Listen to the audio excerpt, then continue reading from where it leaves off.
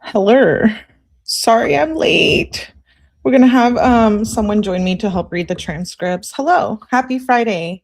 I apologize. This is probably the old one since we got Sleepy Jim in the thumbnail. Yes, it is. Hello, guys. We are going. Sorry, I'm late. I need to get my shit together today.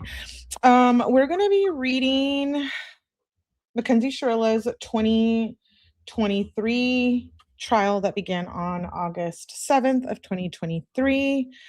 Hello, good to see everyone. I'm gonna get started. Kalina, I think, will be joining us. She does cool. If she doesn't, that's okay. Okay, yeah, she'll probably be in here shortly.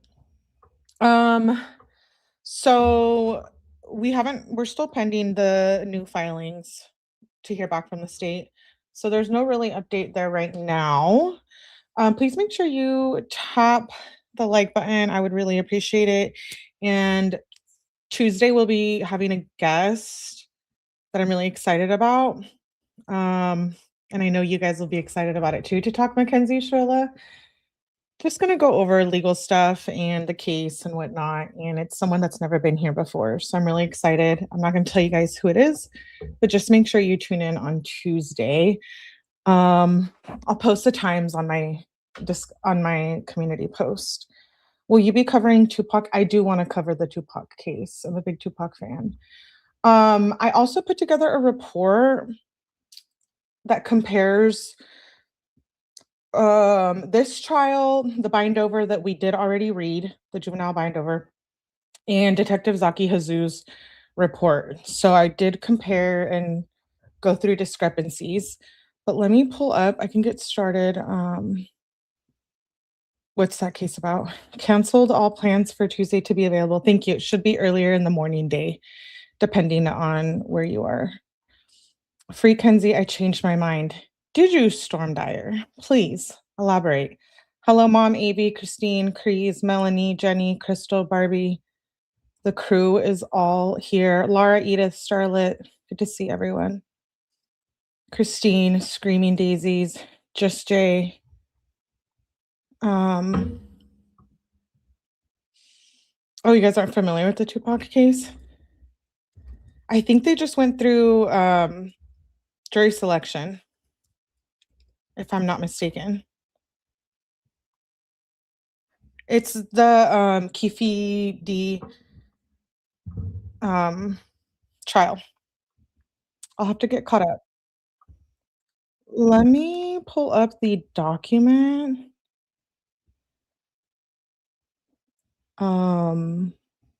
Don't get confused too with this bindover. This is the adult trial, and we already did read the juvenile bindover. So I just want to make sure.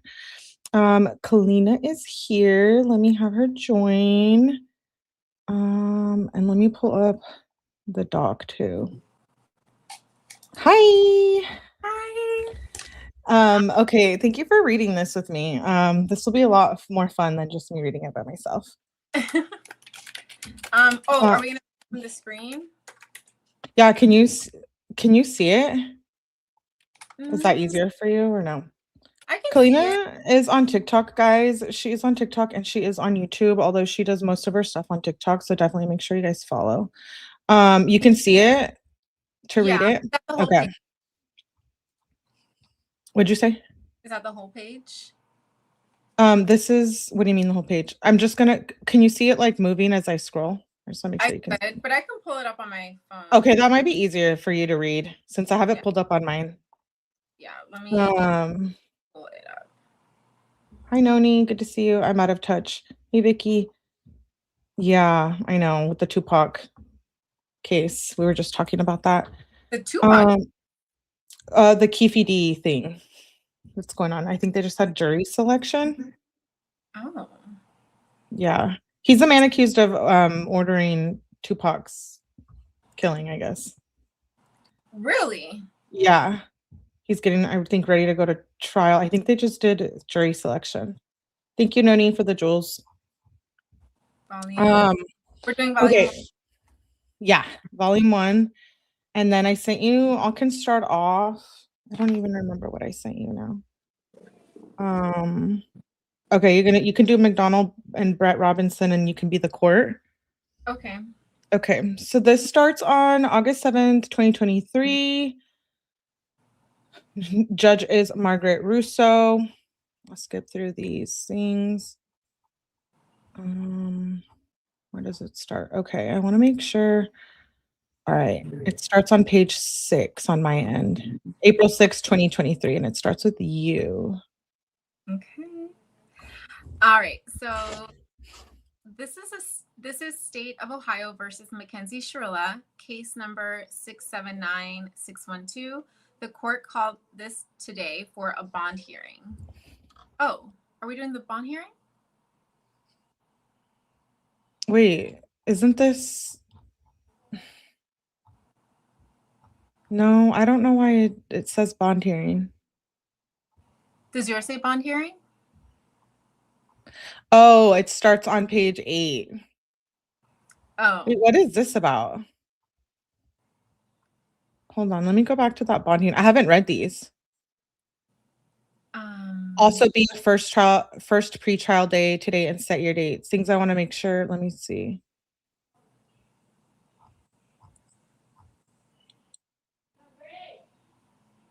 Okay, yeah, start it on this page. Page 8. Yeah. Okay.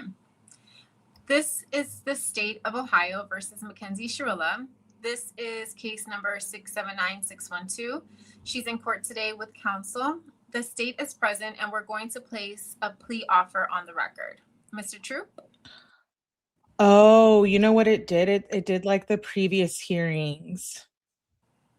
Oh, what do you mean? Because did you see the date? Sorry guys, did you see the date up here? I hadn't reviewed these. The date up here says Wednesday morning session, July 19th, 2023. Yeah, and the court didn't start till August. I'm like, why is this so confusing? So Monday morning session, August 7th, 2023. Isn't that when the court started? The trial? Yeah. I think That's where you want to start. Sorry, my bad. It's my fault. No, it's not. I haven't read the volume. I don't know why did that. We could, I guess, read those previous hearings, but I'd rather just get into the trial. Yeah. Okay, so again, we're here today in the matter of State of Ohio versus MACKENZIE SHIRILLA, 679612. She's before the court today with counsel, and the state is present. We're prepared to go forward today. She has executed a jury trial waiver. I need to ask you a few questions. Ms. SHIRILLA, do you understand by signing this waiver, you're telling the court to be both the finder of fact and the ruler of the law? She says, yes, Your Honor. And you're waiving your right to have 12. Should I be saying the court before everything? Like, do you want me to do that? Sure. Okay. So the court. And you're waiving your right to have 12 people be the triers of fact. Yes, Your Honor. All right. The court. Are you satisfied with your lawyer's representation?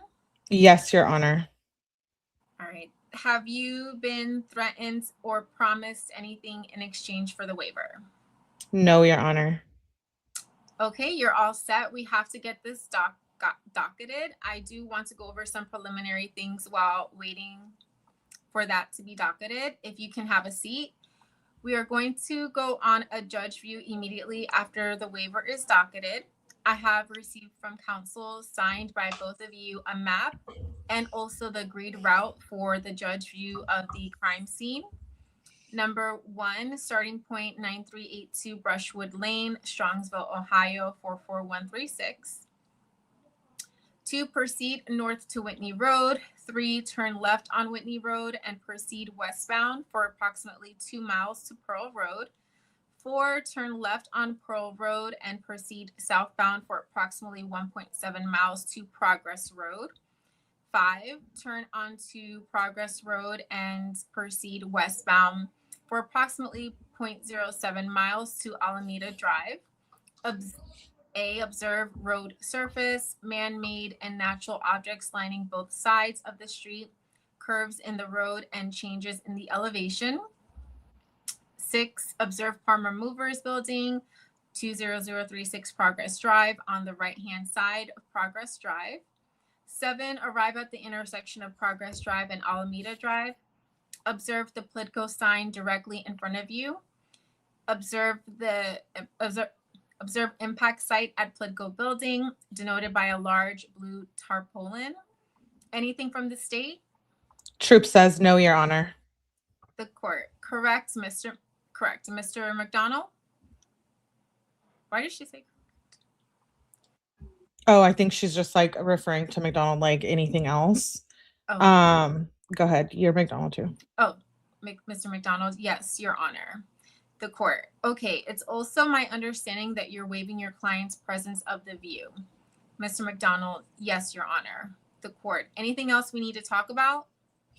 Troop says I do have a few preliminary issues to cover if this is the appropriate time. The court, yes.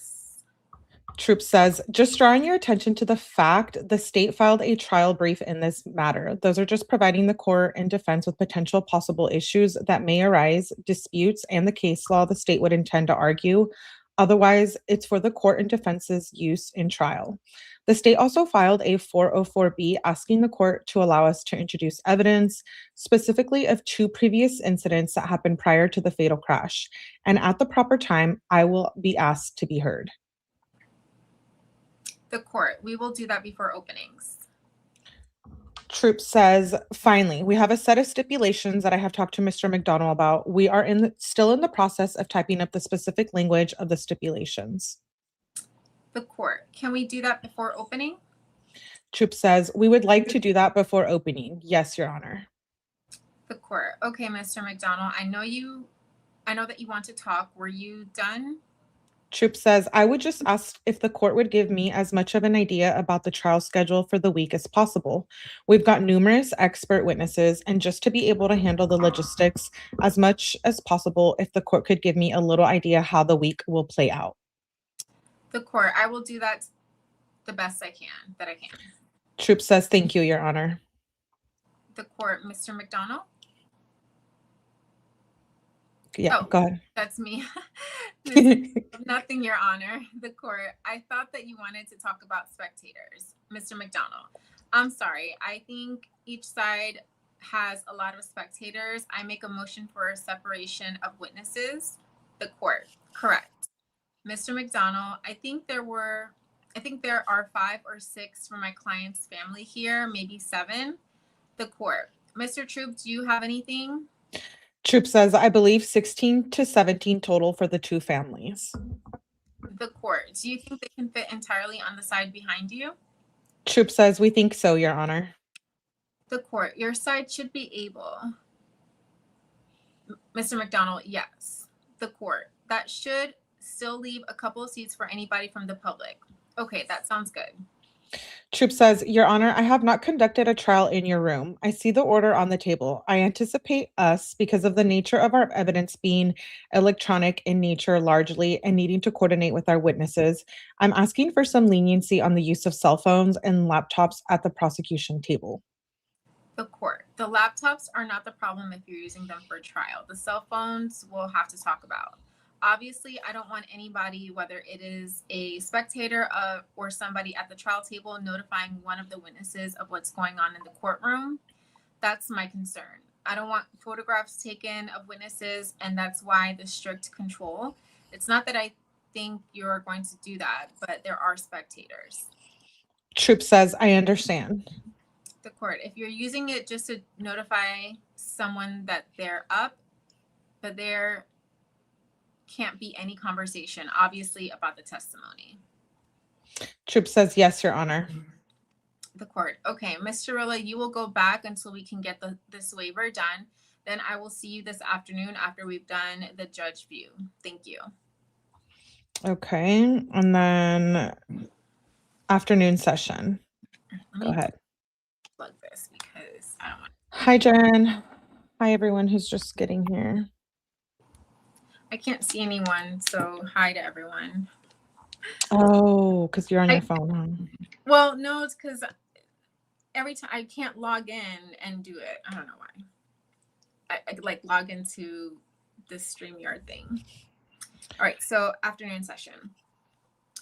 The court. I want to tell you the rules of the court. Every cell phone is to be turned off, not on silent, but turned off. There is no in and out. So if you are not in here when the proceeding begins, then you can't come in while we're in session. If you leave while we're in session, you're going to have to stay out until a break. We will break.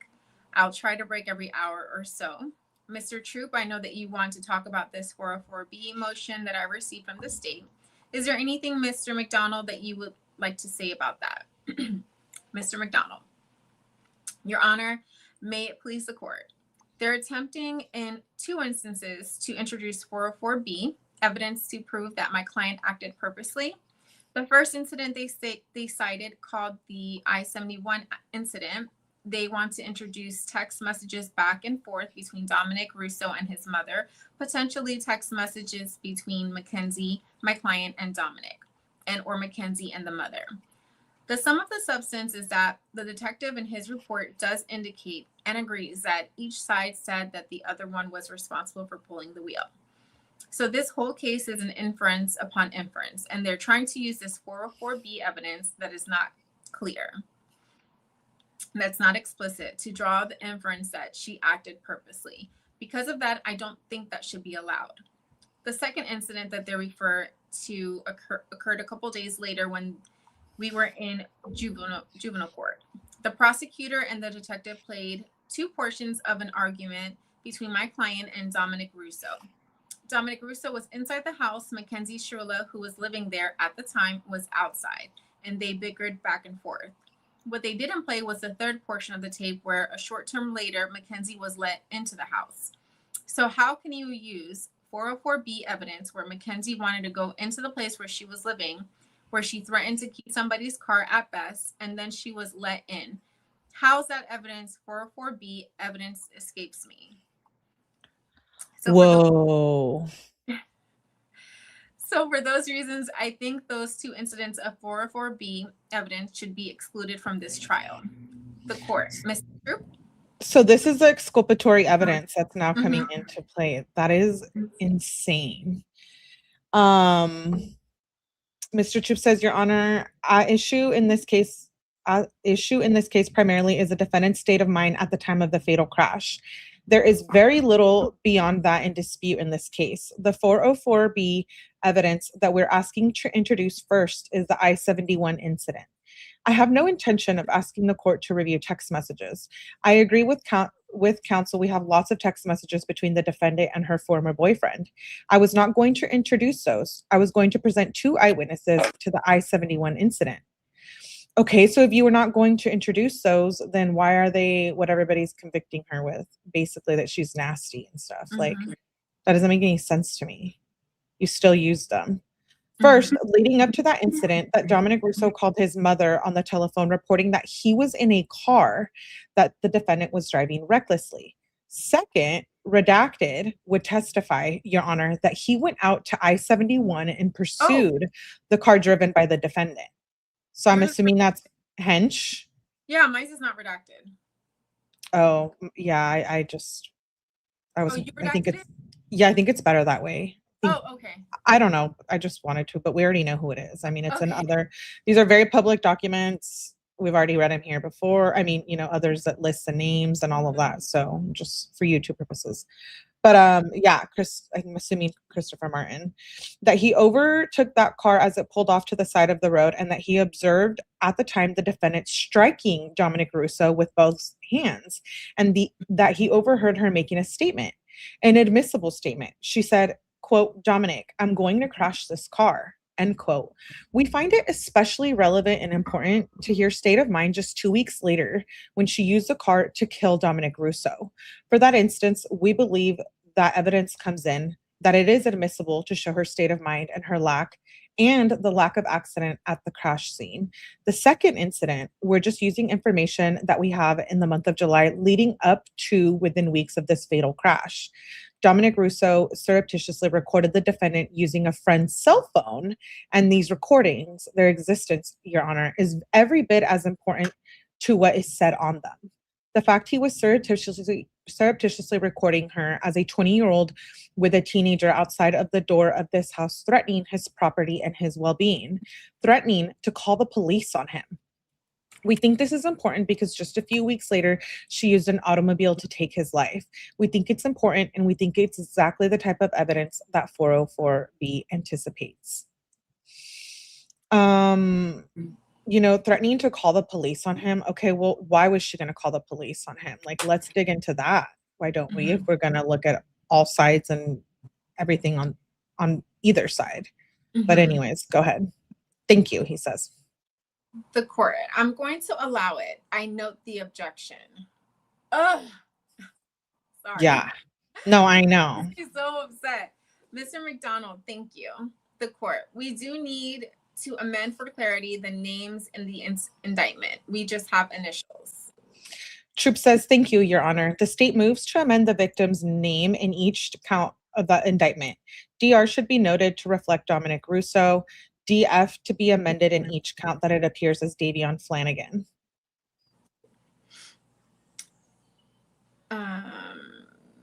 Okay, the court. How now you want to talk about stipulations? Troop says, yes, Your Honor. Your Honor, in meeting with Mr. McDonald prior, we have reached numerous stipulations. I have prepared them in a motion form, which we intend to file with the court's blessing, but I can read them into the record or present a copy to the court, whichever you prefer. The court, whatever is easiest for both of you. Troop says, I'm happy to. The court, is that a copy? Troop says, yes, Your Honor. The court, Mr. McDonald, you have gone over these as well, and you are in agreement? Mr. McDonald, yes, Your Honor. The court, okay, are you ready for openings? Is there something else? Mr. McDonald, separation of witnesses. The court, yes, separation of witnesses. Do we have any witnesses in the back? Anybody that is going to testify that is observing? Okay. Again, make sure your phones are off. If you're going to testify, you have to stay out until it is your turn to testify, and then you can stay. Openings? Okay, and here we go with the state's opening statement. Troop says, thank you, Your Honor. May it please the court, Mr. McDonald. On July 31st, a Sunday morning of 6:15 in the morning, Strongsville Police and emergency personnel received a 911 call. There was a single car high-impact collision at the intersection of Alameda Road and Progress Drive in Strongsville. The court had the opportunity to view the crash site earlier, and this is the scene that responding officers found a 2018 black Toyota Camry driven by the defendant. When the responders arrived, the defendant was wearing her seatbelt. She was in the driver's seat. She was immobile because of the severity of the crash. Also in the car was the defendant's 20-year-old boyfriend, Dominic Russo, along with Dominic Russo and his friend, 19-year-old Davion Flanagan. Both of these young men were deceased on arrival. Police began trying to unravel what has led to this incident, and they discovered that the three youths had visited the homes of two friends the preceding Saturday evening. They first went to the home of Redacted, and they were there for about 30 minutes. Kelly will testify that this was not a party. It was a simple get-together. No alcohol was consumed. No hard drugs were consumed at her residence. The three youths were only there for about 30 minutes. They then left and went to the home of Paul. This is the address mentioned above, Your Honor. That was the start of the judge view that you went on. They spent the night at his residence. He will testify the defendant and her boyfriend, Dominic, slept throughout the evening, that they were on the couch. He did not see them ingesting alcohol or hard drugs. They watched TV and slept. They got up about 5 o'clock, and at 5:30, the defendant drove her Toyota Camry through Strongsville, ultimately to the intersection of Progress and Pearl Road. We know that because one of Davion's friends, a young man named Redacted, was tracking Davion's GPS on his cell phone. There is an app called Life 360, and it's at Houston, was able to provide investigators with screenshots from Life 360 app, which shows the movements of Davion Flanagan's cell phone as it went from the Burling house onto Brushwood to this intersection. Let me talk about Progress Drive. As you know, it appears on the state's map to be relatively straight street. It is nothing but a relatively straight street and full of undulations, and there is a substantial curve to the left and then a curve to the right, approximately 0.2 of a mile from the crash site. Investigators were able to get surveillance video from 3 locations on Progress Drive. The first video is from the city camera located at the intersection of Pearl and Progress. The second video was located on the Parma Movers building 2/10 of a mile from the crash site. The final video is located at the Eurofins test oil building and, in fact, captured the last few seconds of Dominic and Davion's lives. This is a screenshot taken from the drone video footage that was compiled by the Strongsville police, and it shows the nature of Progress Road. It is important at this location because this is taken from directly in front of the Parma Movers building, where we have a video that I'm going to play in the moment. My thing here is like, is this the street that was fixed after the fact? The road, you know what I'm saying? I think so. Yeah, exactly. So it says thereupon States Exhibit 804 was played for the record. Troop says this is 5:34 in the morning, showing the car blinker engaged well in advance, brakes applied as she deliberately turns onto Progress. But before I show the next video, I will tell the court that the Ohio State Patrol sent out an expert crash reconstructionist. He used a digital scan of the entire crime scene on Pearl. He was able, through his measurements and calculations, to reach conclusions. Trooper Rawson will testify that analysis revealed that the airbag control module equipped on the Toyota Camry identified a high speed of 100 miles per hour during an approximate 4.75-second time window leading up to the first events associated with the collision under investigation. Accelerator pedal percentages displayed 100% application, with throttle percentages also peaking at 100%. No driver input brake application was observed during any of the events associated with the collision, offering evidence that the driver was demanding more power and speed from the vehicle than it was able to produce. Thereupon, they play another exhibit. Troop says, this is the second video from the Parma Lincoln Movers. Trooper Rawson, in his expert opinion, will tell you that the defendant at this point, 2/10 of a mile from the crash site, got her Camry up to 97 miles an hour. Expert testimony will also tell you, Your Honor, that it takes 20 to 25 seconds for that Camry to get to 97 miles per hour. This is 2/10 of a mile from the ultimate crash site. Then they play another video. This troop says this is a Plitco video, and you will hear the Camry coming before you see the last few seconds before impact. So they play a video, and then troop says this is 45 minutes before the passerby located the crash. By that time, Davion and Dominic had passed away. That 2018 Toyota Camry contained what's referred to as an electronic data recorder. We call it a black box in slang, Your Honor. This is a table taken directly from that black box. We have an expert in analyzing that sort of data who will testify. Again, all of the state's experts, in this case, Your Honor, are uncontested by the defense. Objection. Sustained. Troop says this data contains information showing the last 4.6 seconds recorded on that Toyota, and it shows strikingly 100% acceleration through the entire final 5 seconds. It shows no service brake was deployed during that final 5 seconds. This is also taken from the black box analyst. He concluded it can be determined that the pedal was depressed to 100% for a minimum of 5.85 seconds prior to the impact with the wall. Strongsville employed a forensic mechanic. This forensic mechanic looked at the steering on the car, looked at the acceleration on the car, the suspension, the engine on the car, and he determined that this slipper worn by the driver was stuck to the gas pedal at that time he was conducting his analysis of the car. It had been held to the gas pedal and the floorboard buckled around that slipper, keeping it stuck to the gas pedal as the car was being serviced. This comes from the forensic mechanics report after analyzing the Toyota. He concludes the examination of the vehicle did not reveal any evidence of fault or defect that may have been caused or contributed to the inability to properly control the vehicle concerning steering, braking, or acceleration. You will also hear from the defendant's trauma surgeon at Metro Health. We will submit the defendant's medical records, nearly 700 pages of hospital records. She certainly suffered injuries being consistent with being involved in a high-speed collision. Among other things in the medical records, Your Honor, certain statements the defendant made as she was seeking medical attention.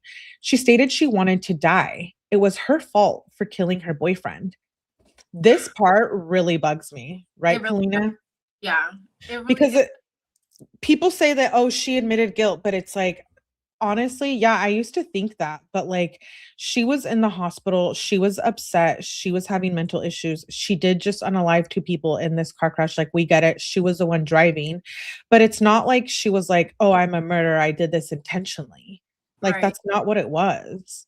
No. I've done things like that before where I do something that has, caused like issues, and it's like it's my fault. Like I shouldn't have done that. It's my fault. It's not like I did it on purpose. I think anyone has been through something like this, not necessarily killing someone, but like Yeah, traumatic that. events. Yeah, Like, traumatic. it's life. Mhm. Um, so that's interesting. She had feelings of grief, guilt, and shame. Okay, troop. So which is it? She showed no remorse, or she did? Because now you're saying she does. She had feelings of grief, guilt, and shame. What you will see in the medical records is that the defendant at no time was treated for or reported a neurological disorder, or that she suffered a stroke, a seizure, that she had passed out. She never told the medical personnel that she was not treated for her injuries consistent with any of these symptoms. Also, from the patient, from the defendant's medical records, it shows that she indicated she was alert, oriented to name and current circumstances, but without recall of the collision. Oriented to person, oriented to place, oriented to time, oriented to events. I do want to note, though, it took them a while to actually see Kenzie. Like, Mhm. they assessed her there, but they also assessed her in the hospital, and there is a time difference there. Mhm. Exactly. I saw somebody, Peach says survivor's guilt. Mhm. Okay, I'll continue. You will also hear testimony, Your Honor, that when first responders were placing the defendant into an ambulance, that they took off her person an amount of psilocybin mushrooms, as well as a digital scale located in her clothing. The removal of those items were recorded on officer-worn body cameras. The defendant, through her open cell phone GPS, had been to the street on Alameda in Progress multiple times, at least 7 times preceding the crash, including just 3 days before her cell phone GPS put her at that location. It's a common road. I know, I feel like we're beating a dead horse here because you and I talk a lot about this on TikTok. Mhm. But girl, like, it's a common road. Miss Russo's office was near there. I The know. police station or the fire, I think it's the I, fire departments that's I near wonder there. if they GPS track Miss Russo's car, how many times she'll be there, or Like, Dom's car. Why not? Why didn't you GPS track Dom's phone and see how many times he's there? Like, when I go visit my parents, I literally drive the same old school roads, even though the city has changed and grown. Like, I still drive the old school roads, you Mm-hmm. know? It's just like I don't see why that they could use that against her. And plus they didn't even give us, I need exact days and times. Do we have that I from don't. when she was I'll check the investigator's report to I see, don't but I think we didn't. do. I did not see it. Yeah. Okay, let's continue. Finally, Your Honor, you will hear from Dominic Russo's mother, from Dominic Russo's brother, Angelo. You will hear a little bit about the relationship between the defendant and Dominic. We will play the videos that Dominic Russo recorded in the weeks leading up to this fatal crash, and we will have testimony for you about the incident that happened on July 17th on I 71, where the defendant threatened to crash a car that she was driving with the defendant in it. You will also hear the defendant on October 21st walked herself into the Ohio Bureau of Motor Vehicles and applied for a new driver's license. She was just seen weeks after this incident driving a car. She reported and swore to the B&B, "I do not have a condition that results in an episodic impairment of consciousness or loss of muscular control. I do not have a physical or mental condition that prevents me from exercising reasonable and ordinary control of a motor vehicle." You know what? I'm sorry to interrupt you, but No, I I was was gonna say something too. Go ahead. I was just thinking with Mama Russo like being smart. she probably purposely withheld that driver's license from her. I mean, I'm like speculating, but I could see her purposely withholding the driver's license so Mackenzie had to go get a new license. I don't know, maybe that's just me like thinking too much into it, but she could have just gotten her driver's license from Dom's house or whatever, and they didn't let her. I just feel like because I've been in discussions and on panels and stuff where it's like, okay, some people have POTS or whatever, and it is restricted on their license, and others have said I have POTS, but I can still drive. Like, I think it just differs, and obviously, if whatever they gave her license back, I feel like if that was an issue, then it should have been brought up, but just because it's not on there doesn't mean she doesn't have it. We have also reviewed the Cleveland report that says that she did have POTS, right? So yeah, I mean, if then it would be considered like vehicular manslaughter or reckless whatever, because if you know that you have, but the thing is, even if it's listed on there, then what happens? You get into an accident and you report it and you still get your license. You just report that you have that problem. So then what happens? Does it change the fact, like, it doesn't make you not able to drive? And I guess it differs on state to state basis, too. So it's like, I'd have to look at what that falls under here in California, and then she's in Ohio, and then you're in a different state. It's just like, I think that matters as well. Let's continue. This is a text message that the defendant sent to Redacted. This is the defendant's version of what happened on July 31st. Quote, I don't remember the accident. All I remember is turning on the street and then my vision faded into black. I wish I could remember. It would make me feel a little bit better. End quote. She texted Angelo, Dominic's brother, on August 23rd and on August 6th. On August 6th, Mr. McDonald, objection. The court overruled. Troop says, quote, go in Dom's room and grab some photos from his desk of me so I can put them in the casket so he can be with me forever. End quote. On August 23rd, she told Angelo, I'm sorry. This should have never happened. I don't even know what to say to you or just feels so bad. I hope you guys can forgive me. And for those that say she never apologized or did anything, well, she did.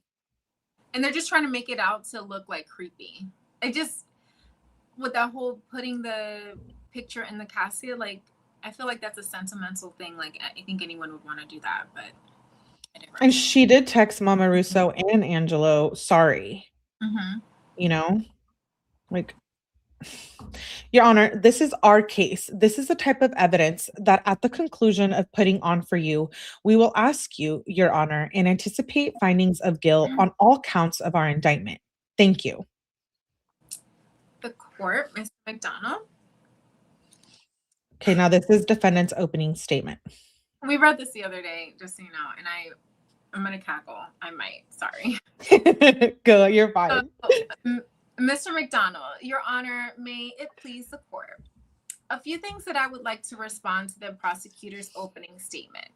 First of all, he said that he is not going to come in and play all sorts of texts as it relates to the conversations. Well, if he chooses not to do that, he will fail to produce the text as it relates to the July 17th I-71 incident, where at the end of it, Dominic Russo apologizes for Mackenzie for what he did, to Mackenzie for what he did. We intend to introduce those texts because they are extremely relevant. Second thing, they talked about 20 seconds. The reason they're doing that, they want to build this time so they can try to overcome the argument about purpose knowingly, and you can't form a purpose in a short period of time. In fact, the math will show that when the turn was made, my client was driving between 30 and 40 miles an hour. So this talk about going from 0 to 90 is irrelevant because we know for sure that at the turn, she was going 30 to 40 miles an hour. Then no cameras picked up anything until about 5 seconds before. So there's no way that they're going to be able to prove it was 20 seconds of building speed. They talk about her statements, why she said it's her fault and she killed him. If I were to drive home tonight, try to make a left-hand turn and someone is coming the other way, I don't see him, and there's an accident and that person died, that's negligent homicide. I certainly would have said to the family, I am so sorry for what happened. My ex killed them. That statement does not say I am guilty of the crime of murder, doing something purposely. All of the records will show from when the police first responded, she had no recollection of the evidence. And that is consistent with what happens many times in accidents. And you will hear the police officers who have talked about that, who have been previously cross-examined, that will agree with them. The prosecutor said there was nothing abnormal. Well, the responding officer, I think he's from Berea, got her blood oxygen at 82. He talked about what 82 means in terms of being low blood oxygen. The state will produce a witness from Metro who will say, I don't remember anything about this patient, but I'll tell you what the medical records say. By the way, 82 is very low. When I first got this case and saw the charge was murder, I thought to myself, boy, if this is murder, they have to prove that MACKENZIE purposely did something. So if she's driving the car, and it was her purpose to kill these people, she must have wanted to kill herself too. If need be, if that's the prosecutor's theory, we will put on numerous witnesses who will say she was not suicidal. And in fact, you will hear from the people of the night before, Kelly and then Paul Burlinghouse and Rosie Graham, who were at the second party, that everybody was fine. You'll hear from a relative who spent 3 hours with Dominic and MACKENZIE a day or two before this, and everything was fine. If she's not suicidal, then what is the purpose? Is she going to drive at such a great speed that she can do this and she lives and the other people die? So we're down to, oh, I'm so sorry. I'm not redacting anything. No, you're fine. You're fine. Go ahead. Is she going to drive at such a great speed and that she can do this and she lives and the other people die? So we're down to these 5 seconds. What I find interesting is that the detective did a lot of work. One thing that he did was fought hard to recover the blood that was withdrawn from MACKENZIE as she was life flighted. The reason why he did that is because he executed a search warrant at the hospital asking for the blood draws, and executed a search warrant on August, whatever day he did it. They had destroyed it the day before, but before they were supposed to. So he went and checked, found this vial, asked to have it tested, and in fact, they tested it, and she has marijuana in her system. There's all sorts of different levels. I think the detective is going to agree that she was above the per se for marijuana, but they didn't do anything and didn't charge her with it. Here's what happens. You'll have their expert come in and the black box goes off. The first thing that triggers the black box is what the black box captured as a rollover. That's when the black box starts recording, and it records for about 5 seconds. The expert will come in and say that there was a sharp turn of the steering wheel to the right at about 5 seconds, and then a sharp turn to the left, and then a sharp turn back to the right. He will tell you the exact degrees. That's what started the black box. Do we know, was MACKENZIE driving? Yes. Do we know if she pulled that or did Dominic do that? We don't know. Also, the prosecutor talked about this Life 360 app that they got from Davion, the backseat passenger, his phone. They look at that and they see that he was looking at a text. They look at that and they see that he was looking at a text of a picture that he had received from a friend out of state, some sunrise picture. We know that Davion at the end ends up in the front seat, seated on top of Dominic Russo. Could it have been the kid screwing around and he just goes to the front and all hell breaks loose as this young lady absolutely is not only speeding, but speed of that kind is reckless? It is clearly reckless. What are some of the things that could have happened? You'll hear about the medical condition of POTS and seizures. You'll hear about the blood ox, about the per se OVI reading. Is it just kids being kids? Is it Dominic grabbing the steering wheel? Is it Mackenzie maybe speeding, saying, "Oh my God, it's dark out. I'm coming up to this. I better do this." And she goes like that, indicating to avoid an accident. Not acting purposely, but trying to avoid it. Is it sudden acceleration panic? Those are all possibilities. The other possibility is that I expect the expert will come in here and tell you about side airbags. He has the EDR. He'll be able to pinpoint when, in the sequence of events, the airbag went off. What I am sure is that he will say about the airbag is that it occurred at about 4.5 to 5 seconds before. That it's a significant force that it makes a huge sound, and there is talcum powder of some type or some type of powder that is let go. So if they only have 5 seconds of recordings, and those 5 seconds are all what happens after the airbag is deployed, how can you come to any conclusion other than, if anything, she's reckless? And for those reasons, I think that will conclude my opening statement. Thank you. The court, first witness. Ms. Kupak said, I think that's how you say her name. The state calls Officer Mike Galassi. The court, raise your right hand for me. The state Okay. of Go ahead. You can. The state of Ohio is to maintain the issues on its part to be maintained, called as a witness Michael Galassi, who, being first duly sworn as examined and testifies as follows. The court, please take a seat. The microphone will adjust, but the chair does not. Ms. Kupak says, thank you, Your Honor. May I inquire? The court, go ahead. Now, this is a direct examination on Officer Michael Galassi. Oh, wait. Do you want to be, because these are both in here. Do you want to be Kupak and then I'll be Galassi? Okay. All right. So, good afternoon, officer. Good afternoon. Could you please state and spell your first and last name for the record? My name is Michael Galassi. My last name is Galassi. Thank you, Officer Galassi. Are you employed? Yes, I am. Where are you employed? Strongsville Police Department. And how long have you been employed with the Strongsville Police Department? Over 5 years. Do you have a specific title there that you go by? Yes, I'm a patrol officer currently assigned to the traffic unit.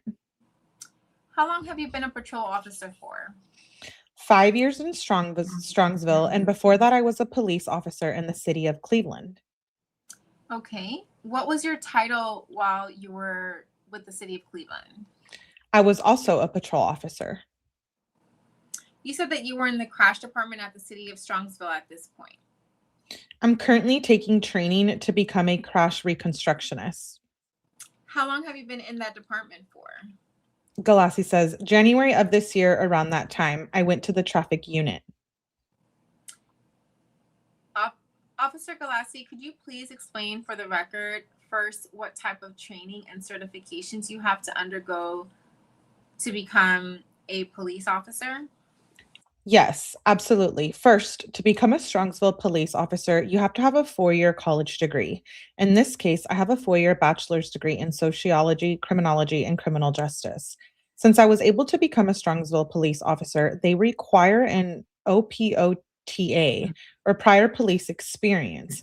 To become a police officer in general, you need about 6 months of training at the OPOTA Academy with the state of Ohio. I did that with the city of Cleveland. I have attended the Cleveland Police Academy.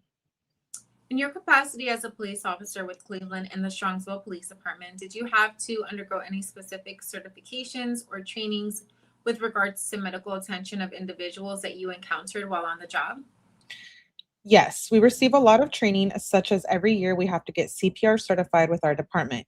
We also got training on that in the academy. Trainings in general, I have attended a lot of trainings, especially pertaining to crash investigation. I am also a field training officer. I don't know what else you're looking for. Thank you. You said that you are working to become a crash reconstructionist?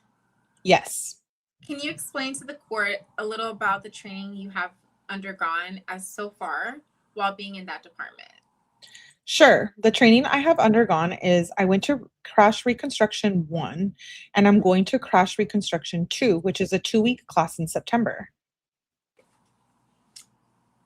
Officer Galassi, could you please explain for the court some of your daily duties and responsibilities as a patrol officer in the city of Strongsville? Sure. As a Strongsville police officer, we're able to serve and protect life and property, enforce laws, respond to emergency calls of service, respond to accidents within the city, and we will also respond to various crimes and calls for service in the city, be it theft, domestic violence, or just complaints we can talk with our citizens about. Can you explain for the court what a normal day is like in the city of Strongsville, how you receive a call for service? Sure, we get a call from our dispatcher center, which is the Southwest Dispatcher Center.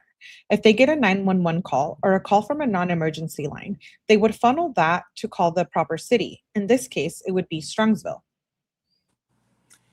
Officer Galassi, what type of vehicle do you typically drive? At work, Yes. we have two different vehicles. One is a Dodge Charger, the other is a Ford Explorer. Do you drive that? Do you drive in that vehicle alone while on duty? Yes, we are one man cars. And if you are on duty, you are by yourself in that vehicle. Thank you, Officer Galassi. I'm going to take you back to July 31st, 2022. Do you recall if you were on duty that day? Yes, I was on duty. Do you recall approximately what shift that you were working that day? I was assigned to the night shift. What is the night shift hours? Night shift hours are 10 p.m. to 8 a.m. Were you on duty at approximately 6:15 a.m. that morning? Yes, I was. Did you have the opportunity to respond to a call in the area of Progress Drive in Alameda and Strongsville? Yes. Can you explain to the court how you received that call and how you responded? Sure. During that time, I was a field training officer with Officer Zielinski. I was training him. We were assigned to car 13, which was an Explorer, and we got a 911 call that there was a vehicle that crashed into a building at Alameda in Progress. We took the call and responded. We took Pearl Road, went left to go westbound on Progress Drive. That's when we arrived on the scene of the crash.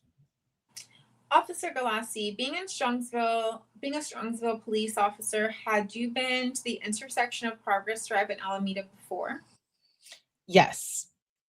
Approximately how many times? You could say hundreds. Okay, so is it safe to say you were familiar with that street and that area? Yes, I was. Officer Galassi, do you recall approximately how long it took you to respond to the scene? Minutes, maybe 2. Thank you. What happened next? Once we got on the scene, I had my patrol officer Zielinski park the car. I saw the vehicle in the building. I observed a black vehicle. I got out and started running. While I was running, I immediately notified my dispatch via radio right here on my chest, right here, indicating my shoulder, I should say. There is a black car in the building. It looks like it's cut in half, heavy front end damage, and appears it's cut down the middle. I let my dispatch know that it is pretty severe. When I got to the driver's side window, I let them know it was occupied with at least one person. I saw the body of the driver, the lower torso of the driver. It was difficult to hear, and you say you approached the driver's side door or window. What did you observe? The window was intact. All I could see was the legs and lower torso of what appeared to be a female. The body, the upper half of the body, I could not see. It was on the passenger side, underneath the passenger dashboard, caved in on top of her. What did you do next? Let my dispatch know, and I ran around. I couldn't see the other side very well due to the significant severe damage. I ran around the vehicle to look at the passenger side for more occupants. I saw a second occupant. I let my dispatch know it was occupied at least 2 times. Can you explain to the court where you saw the second occupant? Sure, the second occupant, which was later identified as Davion Flanagan, was on top of the passenger seat with his back on top of the passenger seat and his head facing the top of the car.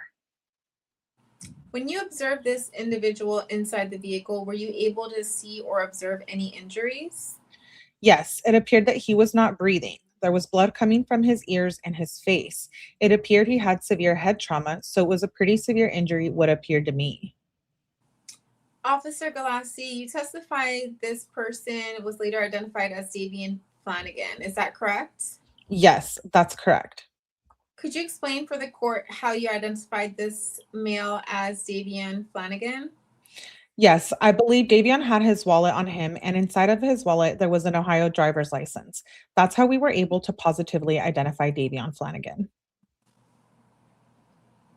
Uh-oh. Okay. Thank you. At this time, were you able to determine the life status of Mr. Flanagan? He appeared to be deceased. What did you do next? We kept looking. I kept looking. Based on the severe front end damage and the airbag deployment, it was kind of hard to see at first, but there was a third occupant of the vehicle. It was a male. The passenger seat was folded back, and that male, Davion, was kind of on top of him. That male also had severe life ending injuries. If you could elaborate a little further, and I know that you described it before, but could you explain it for the court one more time how the front and back passengers were positioned on top of each other? I'll do my best. The passenger seat was reclined all the way from the impact, I'm assuming. Dominic Russo, who was in the passenger seat, which I later identified him to be Dominic Russo. He had severe head trauma. His head was crushed, his body was broken.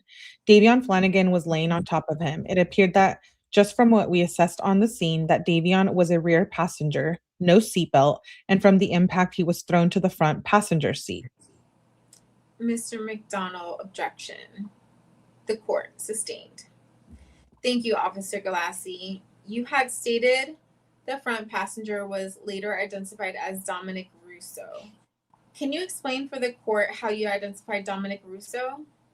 Yes, after a little investigation, because he had no ID on him or in the crash debris, we were later able to identify him as Dominic Russo.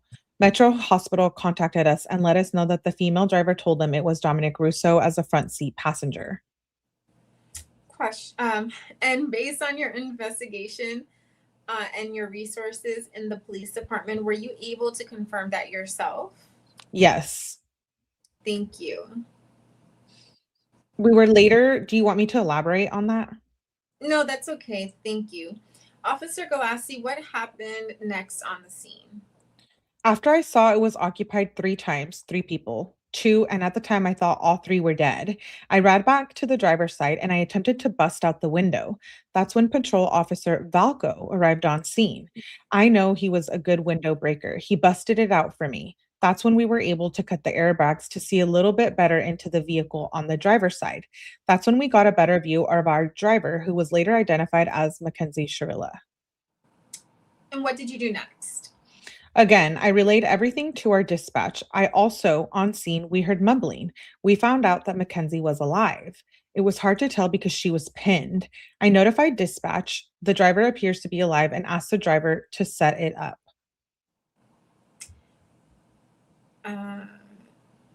You referred to the driver as Mackenzie. Can you explain for the court how you were able to identify the driver of the vehicle as Mackenzie Shirilla?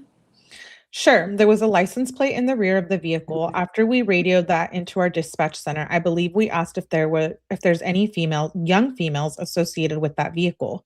They were able to tell us it was associated to a Mackenzie Shirilla.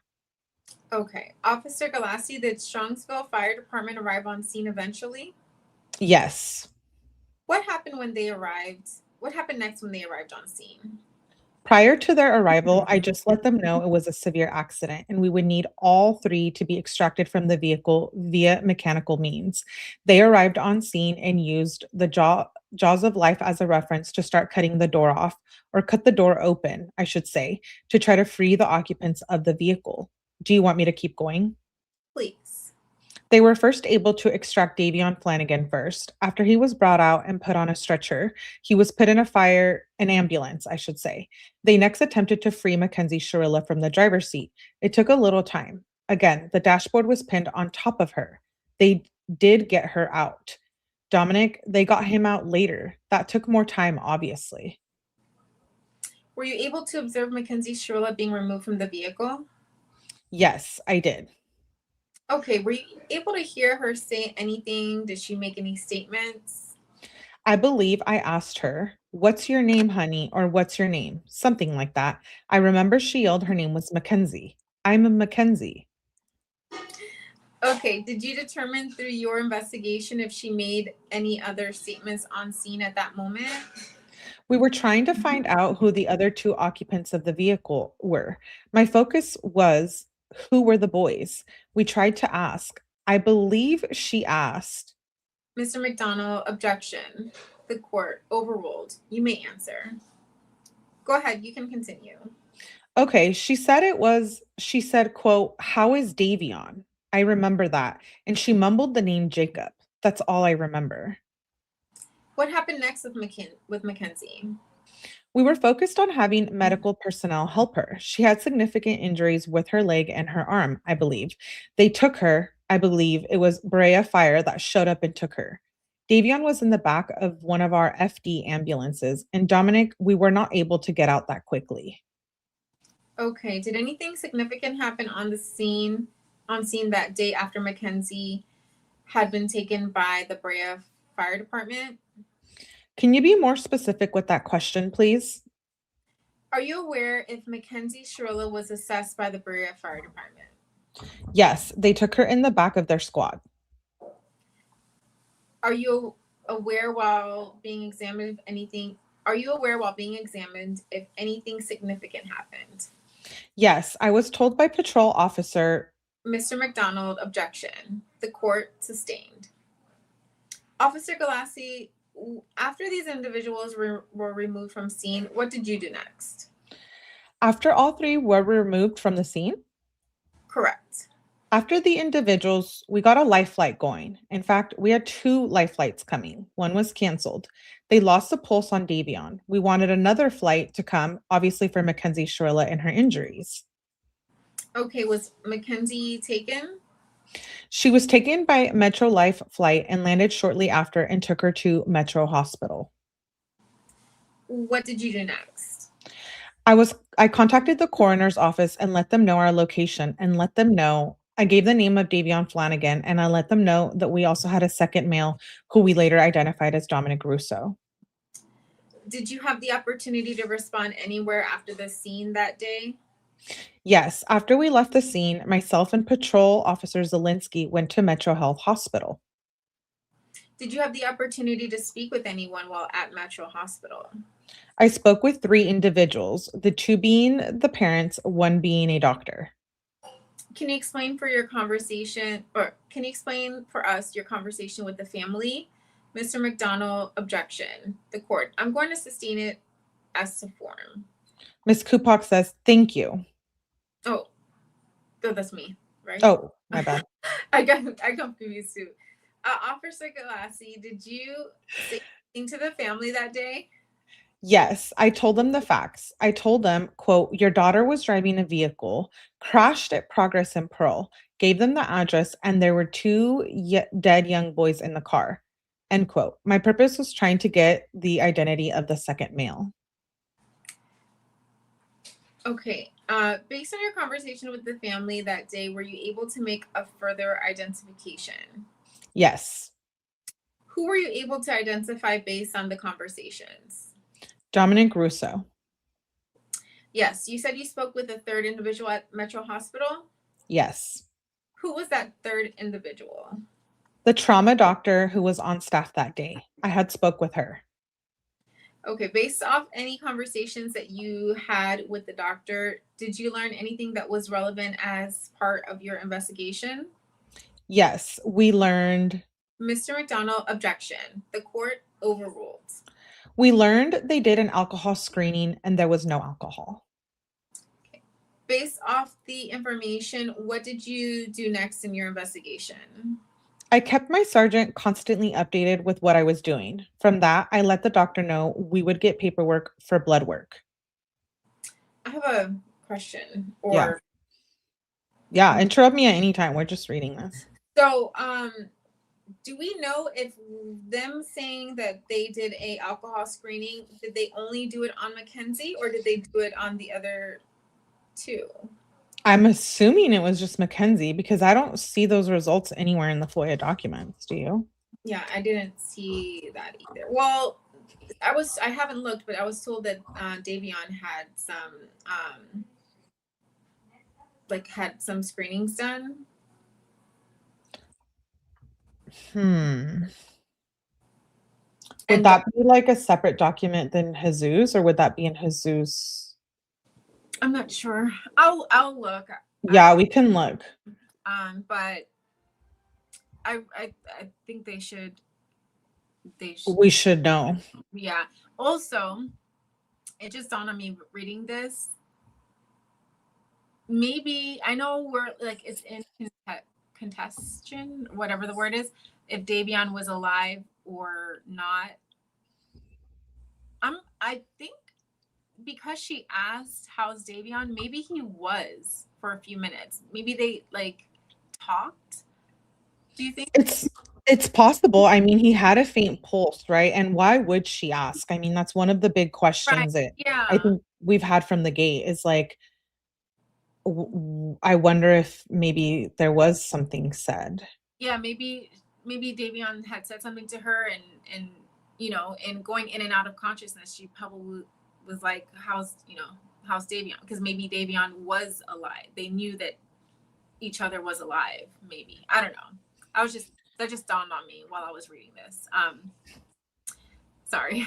So No, and it just like it reminds me, I got rear-ended one time, and like I was thinking about this the other night. It might have been after we finished your live, or it was last week sometime. But I couldn't remember. My head went into the steering wheel and I had to get like stitches and everything, and I still have the scar. I don't remember like anything 5 seconds prior to the crash or when it happened. I just remember when they were putting me in the ambulance. So it's, I don't know, I just thought that was interesting. Like that actually is possible. And maybe, I mean, we won't know if she had a conversation with Davion, but he did have a faint pulse. Yeah. So. And I saw that he had, like, some people are saying he was, DOA, but in reading this, it looks like he did have a faint pulse. So maybe, I don't know. I mean, I don't think it makes a difference at this point, but that could be why she asked. Exactly. Okay. Because everyone. And the Jacob thing? Mm-hmm. What do you think about that? I don't know. I didn't hear anything. I heard when she said asking about Davion, but I didn't hear anything about Jacob. I don't remember that either. And if it's not on, I guess we'll have to review the body cam, but yeah, it could have just been a misunderstanding. It could have been. Yeah. Yeah. Okay. So based off that information, I'm on line 21. Based on that information, what did you do next in your investigation? I kept my sergeant constantly updated with what I was doing. From that, I let the doctor know we would get paperwork for blood work. What did you do next after that? After my business was done at Metro? Correct. I made my way back to Alameda in Progress at the scene of the crash. And what did you do once you returned back to Progress and Alameda? When I got back, we did evidence collection at that time when we arrived back on scene. Thank you. Officer Galassi, can you briefly explain for the court what your policy and procedures are in the Strongsville Police Department for collecting evidence at a crime scene? Sure. With evidence, we want to wear gloves. You don't want to cross-contaminate anything. You want to mark, tag, and enter property individually into the report. And you also, if I didn't say, you want to take pictures of what you are collecting from the property room, for the property room. Where do you transport all the evidence once it's been collected? To the Strongsville Police Department, to our property room where we mark, tag, and have the property. Were all of these policies and procedures followed that day at Progress and Alameda Drive? Yes. Would anyone ever answer no to that? Right. If you could go over briefly for the court what you collected as part of your evidence collection that day. Yes. 8.1 grams of mushrooms, a digital scale, 2 cell phones, a bong, a THC pen, a bag of marijuana, and a purse. That's all I can remember. A Cadillac key fob. Once all that evidence was collected, Officer Galassi, what happened next? That was entered into the property room, and then I'm sorry, when we were done at the scene of the crash, the car was towed by Center Towing. On scene, we notified our police chaplain, Father Joe, to arrive. We knew we had to make the notifications to the families, so that's what we worked to do. We notified the Flanagan family. They were out of town. We did the best we could and let them know what had happened and that it's important that they return back home. We also contacted the Russo family and let them know what had happened to Dominic. So notifications were made. Thank you. I'm going to jump back really quick. You said that you marked, tagged, and entered 8.1 grams of mushrooms. Is that correct? Yes. In your training and experience as a police officer, are you familiar with what mushrooms look like? Yes. Are you able to identify on scene what you were entering into evidence was mushrooms? The only way to do it would be it's a bag of mushrooms. It's a bag of a scheduled one substance. In your training and experience, what do mushrooms look like? Well, they're round at the top and have a stem. Were you yourself able to weigh those mushrooms? I don't recall if I weighed it personally, but we weighed it and it was 8.1 grams. If I showed you the mushrooms you collected that day, would you be able to recognize them? Yes. May I approach, Your Honor? The court, yes. Oh, Officer Galassi, I'm handing you what has been marked as State's Exhibit 5. Do you recognize State's Exhibit 5? Yes. What is State's Exhibit 5? It's a bag of mushrooms, which is 8.1 grams. Is that the set of mushrooms that you recall recovering on the scene that day? Yes. And entering it into evidence that day? Yes. And just for the record, Officer Galassi, is there any specific depiction on the front of that bag? Our property tag from Strongsville Police Department. Is that typically what you use during processing a scene? Yes. That's consistent with collecting evidence and tagging it as you described. Yes. Thank you. Officer Galassi, you also said a scale was part of that property that you collected. Is that correct? Yes. Could you explain for the court what a scale is? A scale is a device used to weigh things. In your training and experience, are you familiar with what scales look like? Yes, we come across them quite often, especially in traffic stops. In your training and experience, what are they typically used for? Weighing drugs. May I approach, Your Honor? The court, yes. Officer Galassi, I'm handing you State's Exhibit 6. What is State's Exhibit 6? It is a digital scale. And is there any specific depiction on the front of that bag? Yes, there's a Strongsville Police Department property tag. Is that consistent with the scale that you recovered on scene that day Yes. and entered into property? Yes, it was. Thank you. Officer Galassi, are you familiar with what a worn body cam is? Yes, very familiar. What is the layman term for worn body camera? We have a body cam on our chest that records everything we say and do during our duties. Can you explain for the court briefly how you operate that body cam? Sure, I have a block here. You clip to activate and then click to stop it, or I can double tap record or to stop recording. And how often do you use your body camera? Every day at work. Once you finished using your body camera at work for the day, what do you do with that footage? You make sure to mark it with the CAD and the event the recording is from. Did you have the opportunity to review your body cameras once you uploaded them from your shifts? We do have the ability to review it for report writing purposes. Okay. Were you wearing your body camera on July 31st, 2022? I was. And are you aware if the camera was activated? It was. If I showed you a copy of your body camera from that day, would you be able to recognize it? Yes. Ms. Kupak, I'm going to show the witness what is going to be marked as State's Exhibit 2. Okay, and they play State's Exhibit 2. Go ahead. Officer Galassi, I'm going to first stop it for the record at 1 second. Do you recognize what is on the screen in State's Exhibit 2? Yes. What is on screen? A black Toyota Camry from the accident. Are you familiar with the area that's depicted on the screen?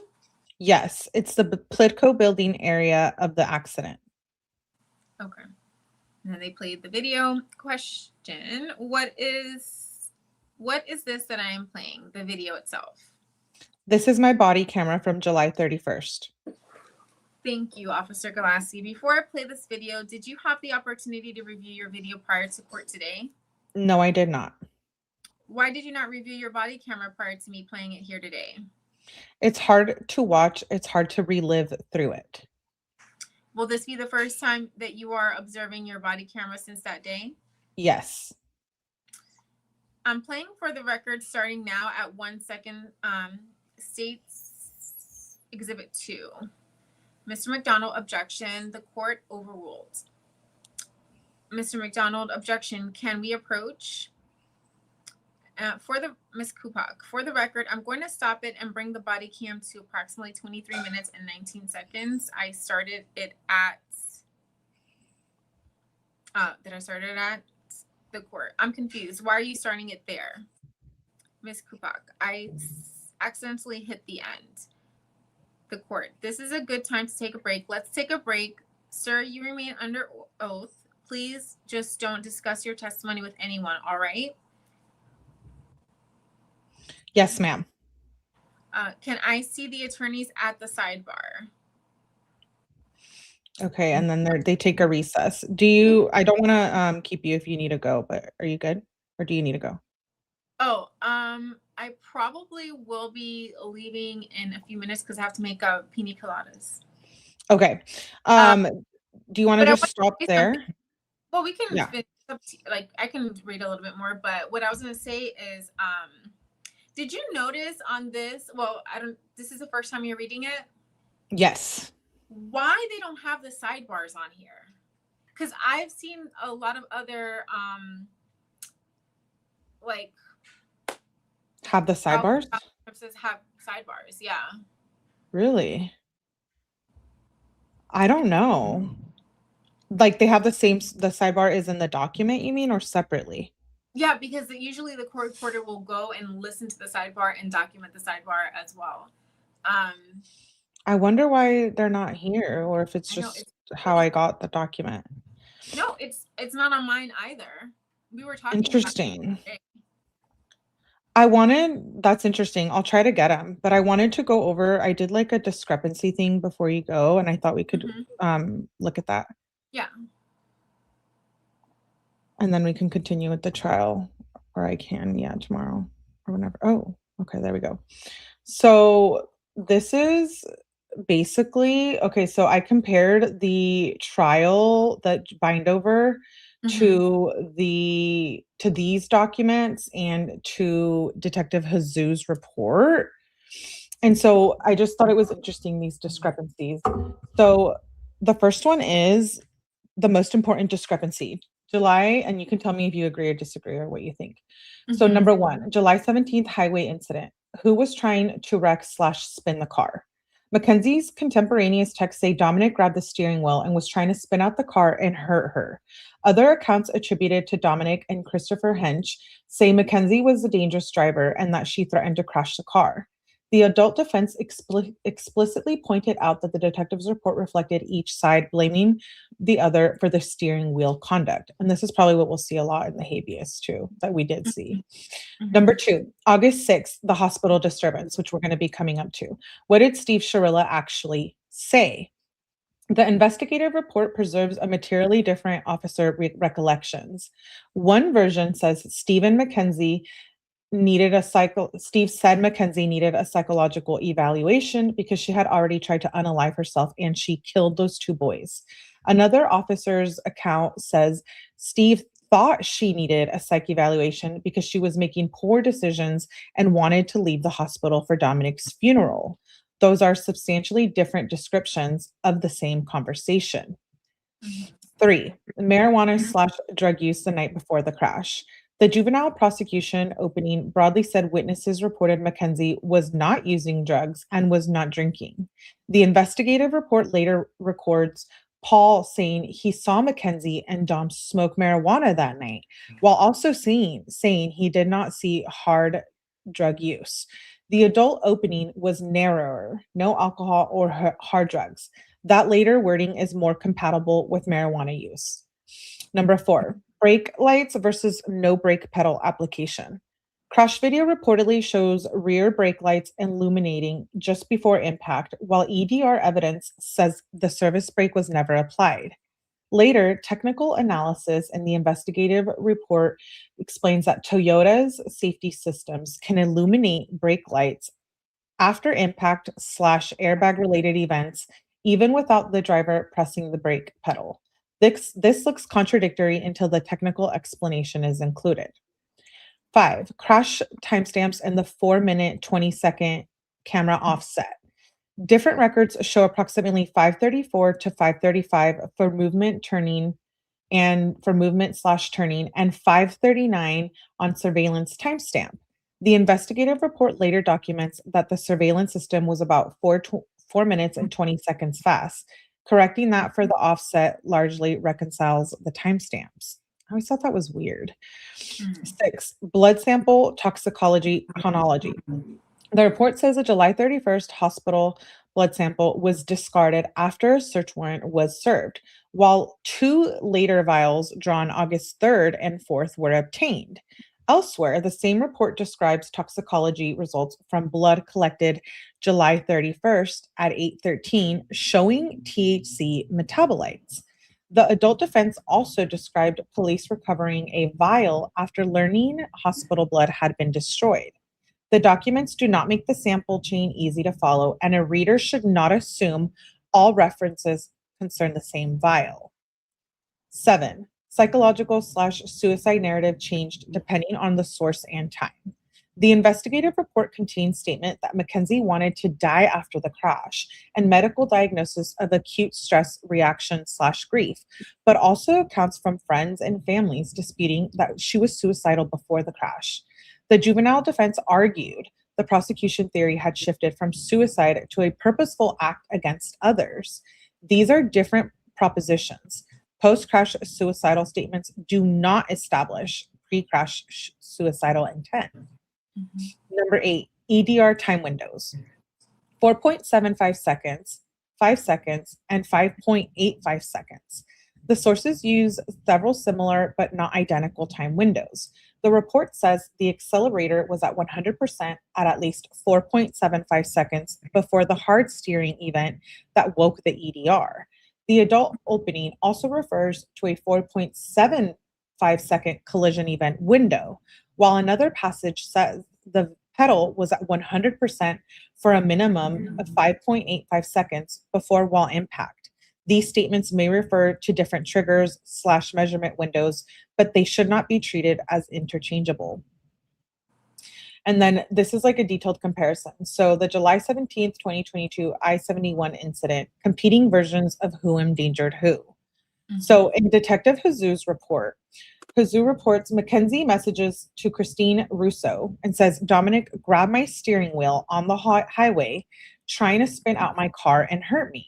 Texts between MACKENZIE and Dominic similarly accused Dominic of putting her life in his hands by grabbing the steering wheel. Christine later told police MACKENZIE had threatened Dominic during the incident. Christopher Hench said he overheard MACKENZIE say she would crash the car and saw her strike Dominic.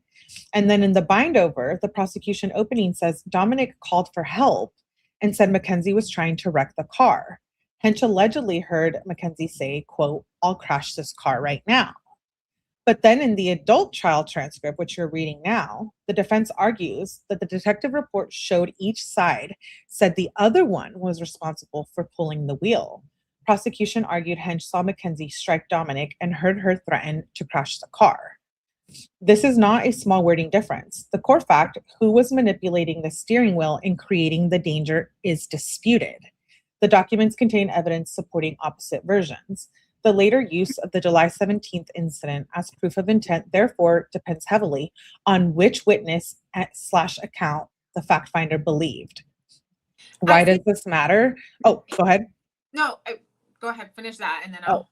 okay. Why it matters? High relevance because the prosecution used the prior incident to argue intent, absence of accident, and state of mind. So when we were speaking with Stephanie the other night, she Mhm. said that that is a very, very big deal because that is considered a prior bad act. And without that, it could change the entire trajectory of the case pretty much. What I don't understand is number one, which I was going to say before, even if the defense was not going to bring any kind of experts to trial, why did he even consult an expert to ask him any questions about anything that was going on in this case?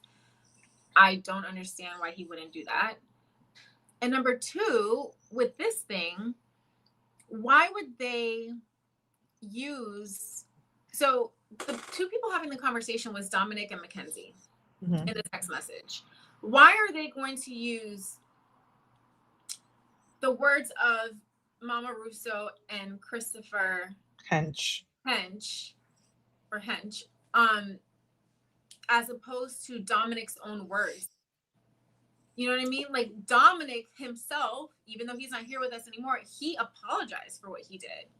So why would they take their words over his own words? Well, that's like the exculpatory evidence, right? Like that would matter to a jury. I think so. Absolutely. And And you're right. I don't get why the judge, who should be, you know, more, I'm just to say the word smarter than a jury when it comes to legal stuff, why would she, did she even see those messages? I'm assuming she did, but again, it's there's I've said it before here. I don't believe Hench is a credible witness. He's I don't. incredible. So I think it does matter. And that's one of the reasons why I changed my mind on her needing a new trial. Yeah, I just don't see how anyone could be. Yeah, exactly. And then the thing that Becky and what's her face is saying, oh, that she accused him so much that he just apologized for no reason, like just to stop the argument. He could have just stopped talking to her. Yeah. He could have just stopped talking, but he kept apologizing. He could have apologized one time and then that was it. Like no one, I'm sorry, I don't think anyone's gonna apologize like 4 or 5 times for something they didn't do. And he's still associated with her after. You know what I'm saying? Like, so it's like, okay, if he felt like he was in that much danger, would he have gone back together with her for that last week? Mm-hmm. I probably wouldn't have. But I mean, I guess, they're younger, they're immature. I don't know. Maybe in the past, now it's different because I'm an adult. But Mm-hmm. Okay, let's see. August 6th, hospital disturbance. Steve Shirless psych evaluation statement. So in Detective Hazu's report, Hazu reports Sergeant Doyle's first written account where she says Steve told police Mackenzie needed a psych evaluation because she had already tried to kill herself and had killed the two boys. The report then documents a follow-up because Doyle's version differed from Officer Galassi and Zelinsky. The later account attributed to Steve is that he thought his daughter needed a psych evaluation because she was not making the sound decisions and wanted to leave the hospital to attend Dominic's funeral. And then in the juvenile bind over, it says this specific August 6th officer to father wording is not a central point in the bind over the experts reviewed. And then in adult trial, it says the adult trial transcript focuses heavily on medical condition and post crash statements, but the investigative report is the clear source for the conflicting police recollections. Our version makes Steve sound as if he was admitting a prior suicide attempt and blaming Mackenzie for the deaths. The other version makes a request about her judgment while hospitalized. Those are very differing statements. The investigative report itself recognized the discrepancy and sought a formal follow-up. Why this matters? Because high relevance to any claim about what Mackenzie's father believed immediately after the crash. You have anything to say about that part? I it's just that it makes me think of the fact that, yeah, we all know, I mean, people who have been looking into this case, we know that she it is just her judgment being in the hospital wanting to go to the funeral, and she's not thinking correctly, thinking good. But I think of like what has gotten the most uh, attention, what narrative has gotten the most attention, and it's the fact that they're using the other people, like, you know, they're using the negative version of it is that she killed, like she was going to kill them, she, you know, admitted guilt or whatever. And it's like, this is what everyone is seeing and hearing, and that's why they're forming the opinion that they have right now. They're hearing that story and not what actually happened. And I guess that's just that whole thing. They're just, everyone's hearing like the wrong version of events, and it's just making people think negatively, like they're not able to give like a really good or like understand exactly what happened. But yeah, I'm just going Mhm. on a rant. It just makes me think of like how people are, there's just so different stories, and people are just hearing the one story that is Mhm. good. There was more to it. Mm-hmm. Drug use on July 30th through 31st, not using drugs versus marijuana use. Detective Hazur report says Kelly, whose house they were at before Paul's, described MJ use around the group. Paul said he saw Mackenzie and Dominic smoke that night, but did not see the hard rug use. Medical/social history records also contain the denials of use. While later, July 31st, blood toxicology was reported positive for THC metabolites.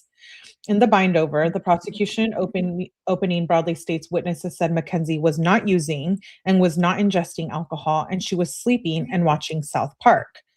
In the adult trial, which we're covering now, is the prosecution wording is narrower. Witnesses did not see alcohol or hard rugs, and the group watched TV/slept. That wording does not necessarily exclude Mary Jane. The juvenile opening makes the broadest claim and is difficult to square with Paul's statement that he personally saw the MJ smoking. By trial, the wording appears more precise: no alcohol or hard rugs. This matters because it's important because intoxication, impairment, and alternative explanations for the crash were contested. Brake lights illuminate. The EDR says no service brake. So in Detective Jesus' report, the video notes rear brake lights illuminated immediately before/around impact. Later, OSP analysis says Toyota safety systems can activate brake lights in connection with impact/airbag events, even when the driver is not pressing the brake pedal. In the bindover, the state says EDR evidence shows a service brake was never depressed. In the trial transcript that we're reading now, state says no driver input brake application was observed, and acceleration/the throttle were at or near 100%. Seeing brake lights does not automatically prove the driver pressed the brake. The later technical explanation is crucial. Without it, the video and EDR sound inconsistent with it. They can coexist.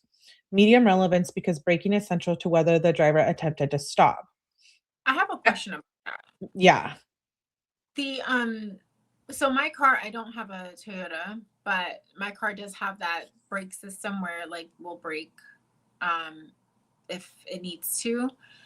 So what's the use of the lights going on if the brake is not going to work? Like they're saying, from what I understand, they're saying that the light's going to go on even if the driver is not pressing the brakes. But what's the point if, so why didn't the brakes work when they went on? Like, isn't it supposed to go on with the brakes? Am I making sense? Yeah, I don't know either because it's like, and then there's the whole airbag. Like, does that do anything to the brakes? And then not hydroplane. What's the other word? Air airborne or something. Airborne, yeah. Does that also do something to that? Yeah, and I wish they would have gotten like a Toyota expert. I don't know if they did or not, but like if the brake lights went on I feel like the brakes should have been Ah, depressed. And if it was like even if it was done by the car itself, the brake should have worked or stopped the car.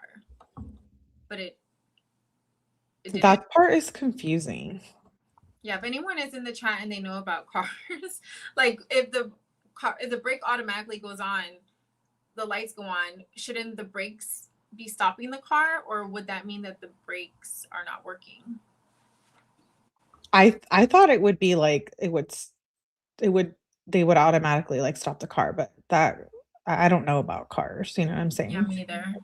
But I we'll I don't find even it out. know just to put gas in it. I don't know how to do anything else. Same. Okay, that's funny. Crash time. 534 versus 530, 534/535 versus 539. In Detective Jesus report, Life 360 information placed high-speed, hard-braking activity around 535. Surveillance footage displayed approximately 539 at impact. The report later states the surveillance system was 4 minutes 20 seconds fast. I think that's just, oh, what a coincidence, you know? Mm-hmm. Juvenile bindover states the state describes a car turning onto Progress around 5:34 and the wreck was discovered around 6:15, roughly 45 minutes later, which is also when Mackenzie was first assessed. Some state describes departure around 5:30 and the crash roughly 45 minutes before discovery. The raw surveillance clock should not be compared directly with Life 360 or dispatch time without applying the documented 420 correction. After correction, 539 becomes about 535. This matters because it's important for reconstructing the last minutes, but is not a strong substantive contradiction after time synchronization. How long was the accelerator at 100%? 4.75 seconds, 5 seconds, or 5.85 seconds? In Detective Jesus' report, EDR analysis says accelerator was at 100% at least 4.57 seconds before the hard steering event that triggered the EDR to wake and record. In the bindover, the prosecution summarized this as 100% acceleration for at least the last 5 seconds before impact. In the adult trial, it says opening refers to a roughly 4.75-second event window, and elsewhere states that the pedal was depressed 100% for a minimum of 5.85 seconds prior to the impact with the wall. These numbers are close, but not identical. They may describe different reference points, EDR wake up / hard steering trigger, recorded collision events, and wall impact. A precise presentation should identify which event number is measured from rather than saying simply 100% for 5 seconds.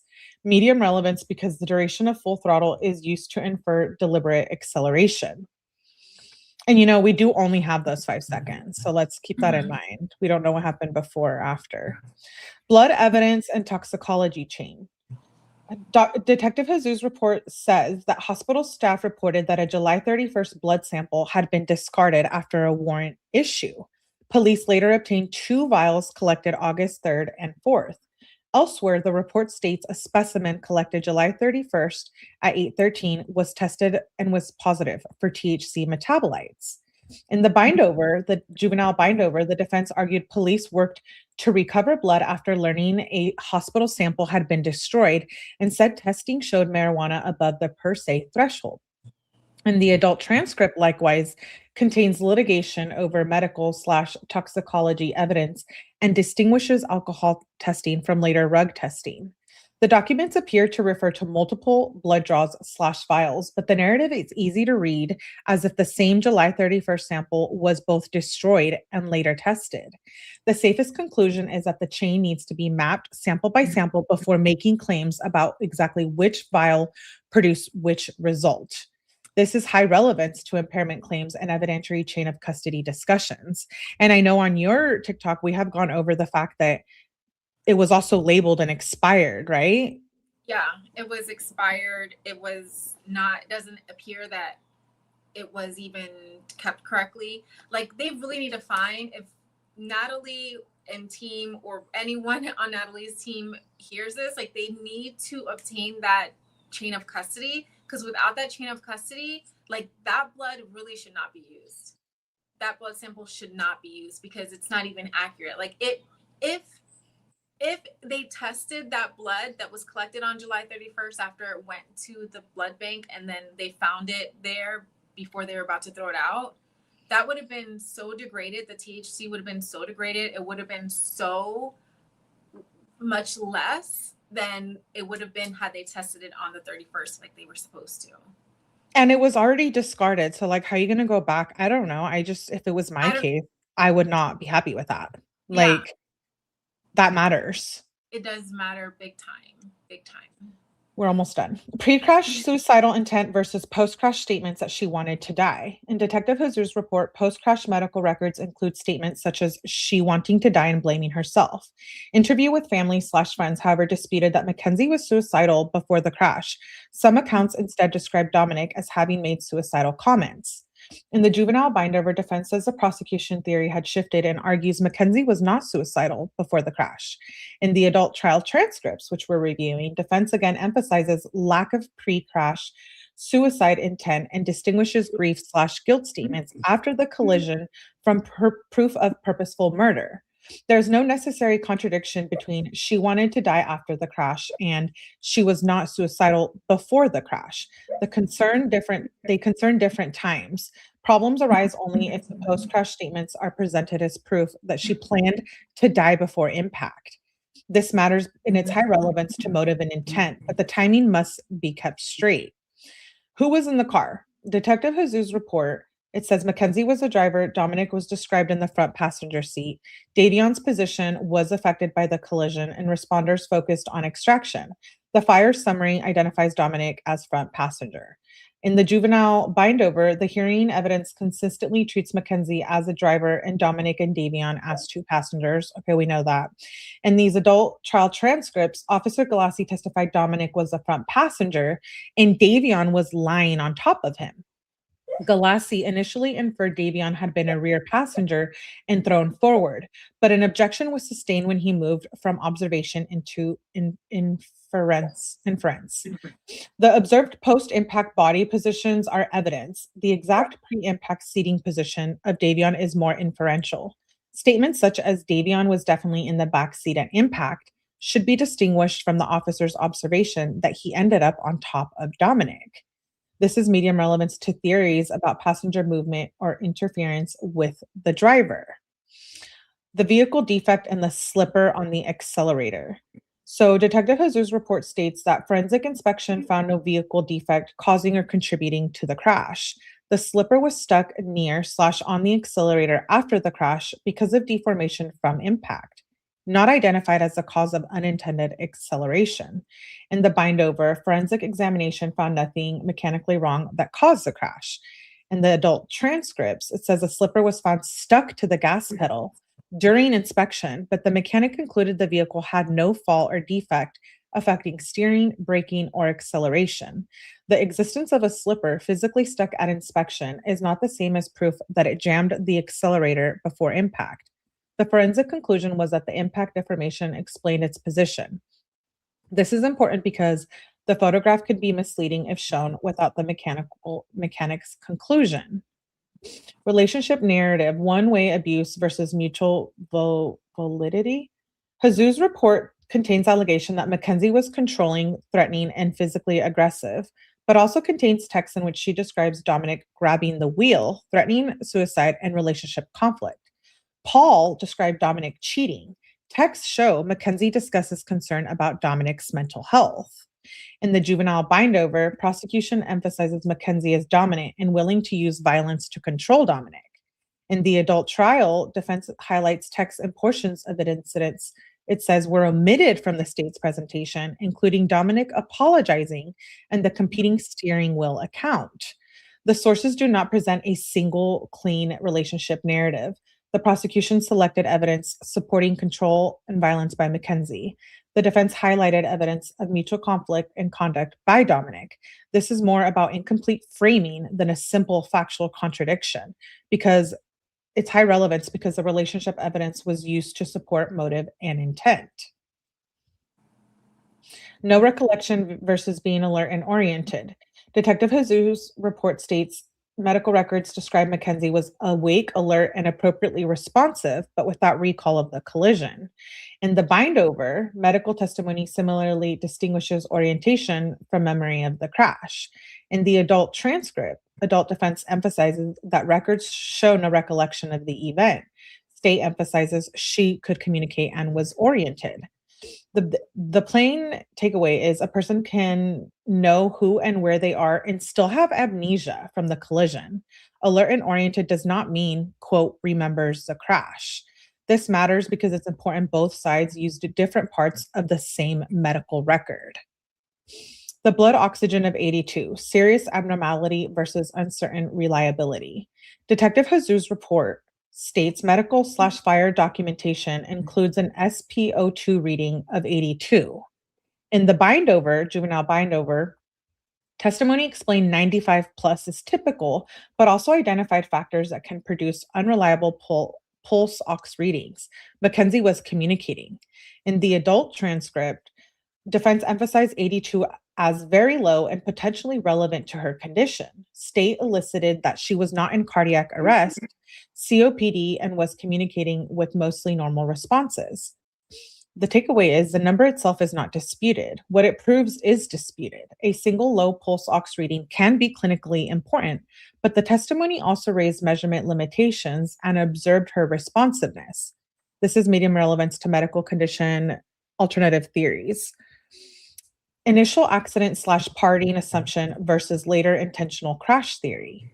Detective Hazou's report states that the report begins as a crash investigation and accumulates digital, relationship, forensic, and medical evidence over months.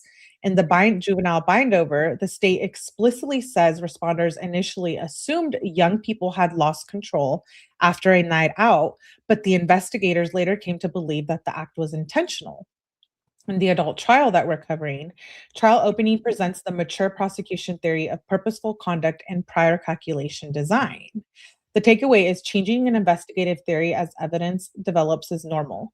The meaningful question is whether the later evidence actually supports the change, not merely that the theory changed. This is useful context when discussing claims that the investigators, quote, changed their theory. Mm-hmm. What do you think?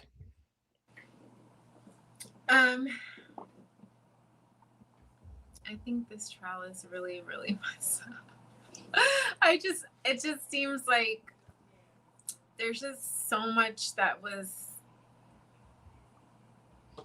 twisted in the case. It's sad. I think the habeas, I think that I'm glad that it went past the first step because I do think that whole texting matters on the 17th and Mm-hmm. they did believe it was an accident, right? And then they used the text messages and that event to basically say that she's a cold-blooded murderer. Yeah. I wonder what changed the more well, I think you said it. Was it that hench? Yeah, no. What I was gonna say, I want to know what happened to Christine Russo, because without Christine Russo, Mama Russo, without her pushing for this to be not an accident, I don't think that Detective Hazou would have pursued it so hard. I really don't. So I wonder what happened between Mama Russo and Mackenzie, or what happened to Mama Russo where she all of a sudden was on this thing to pursue Mackenzie, make sure that Mackenzie pays for this. I wonder what flipped that made her say, you know what, she needs to pay for this. Because in the beginning, if they just thought it was an accident, do you think it was Husni feeding her in her brain? I think it could be, one of the quote witnesses that is not as credible as we think, either Husni or Hench, obviously. But I also think to an extent, they didn't know. Some family members knew this was a toxic relationship. And I just think that pulling up her TikToks and the text messages, I think that also played a huge role. It influenced them to think like, this is how bad she is, this is how toxic she is. But it's like they were still together. Yeah. Uh-oh. Sorry, I had to sneeze. So I don't know. I think it's a little bit of everything. That could be it too. Yeah. Like once they got her text messages out, they probably were like, you know. But dang, they got her messages fast. Like they got her phone and they got her text messages fast. Like, wasn't that like right in the beginning? Was it right at the beginning? Where got her phone while she was still in the hospital. But I don't know when they presented that to like the family and if they did. Like, did they see everything, all those text messages? Probably. Prior or before the change was made? Does that make sense? Like, yeah. From accident to intentional? I wonder because also in the police interview with Christine Russo, Detective Pozzi was just like telling her everything. Like, oh yeah, this is what he said, this is what this person said, this is what this person said. And like they were like investigating this together. Like it was a tag team. It sounded like that's the type of interview it was. There's this comment. The family claims they never read or nor will they read the text. That's been debunked. They won't. They will. They have. Yeah, they have. She said that here that she wasn't going to read them to the sister, but they have been reviewing them, and there's I believe they have. Listen, Sister Russo, I'm gonna respect Melly's channel. Thank you. That's funny. Thank you for coming on and reading. I'm glad we went through that. And if you want to come back, you're always welcome to. I know you have to go. We're gonna meet over at Rosa's. So yeah. I will do my outro, but I appreciate you for coming up. Love discussing this with you. Everyone can subscribe to Kalina XO on TikTok and YouTube, and she's newer to YouTube. So I mean, I only do lives on TikTok. Like I'm not really a professional. I don't know anything. I'm waiting for Melly to give me a class on YouTube, but I have started uploading the lives on TikTok on YouTube for replay. That way people could see them if you're exactly. I love that too. So everyone can see what's going on over here. All right. Well, okay, girl. I'll see you in a little bit. Thank you for coming up. Bye. Bye. Love Kalina. She's fun to go over true crime with. Wait, so Big Sister did read them and she said it was all lies about Dom selling. There's a lot of things out there, I think, that should be of concern. Those are unavoidable. I couldn't contain myself. Yeah, and let's remember, guys, I read these text messages twice. You can find them on my playlist. But my opinion didn't change until after the fact. I jumped into this case basically blaming Kenzie after reading the text messages and listening to the jail calls because it is what initially I started reviewing the case with. Nonetheless, I kept until I even got the bind over and these trial transcripts, my opinion changes even more. I think that there's a reason to not like Mackenzie, but I also don't think that the reason to not like her is why you can think what you want. We've already had this discussion many times here before, you guys. We already know this.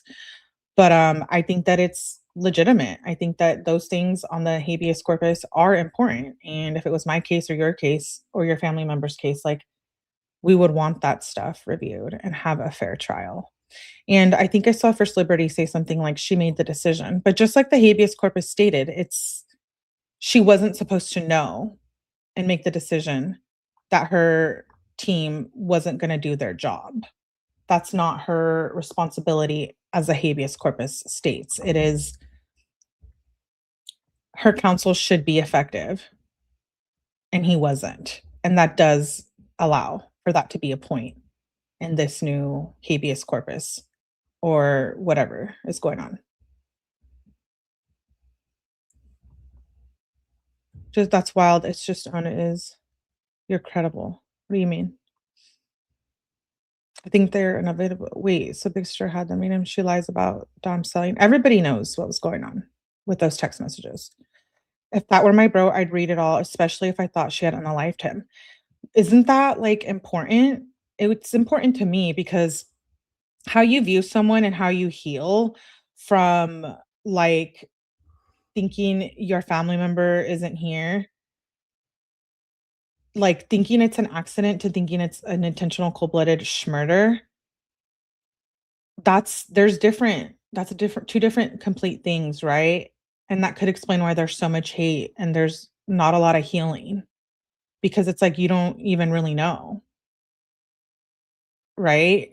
And you're seeing all these things come to light, and it's just like it makes you question it even more.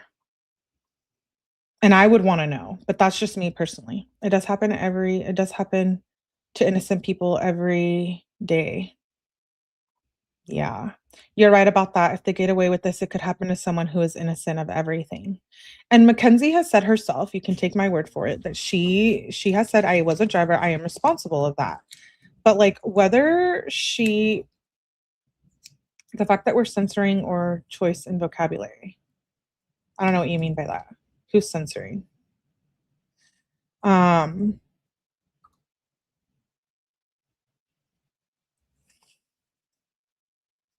yeah, they will.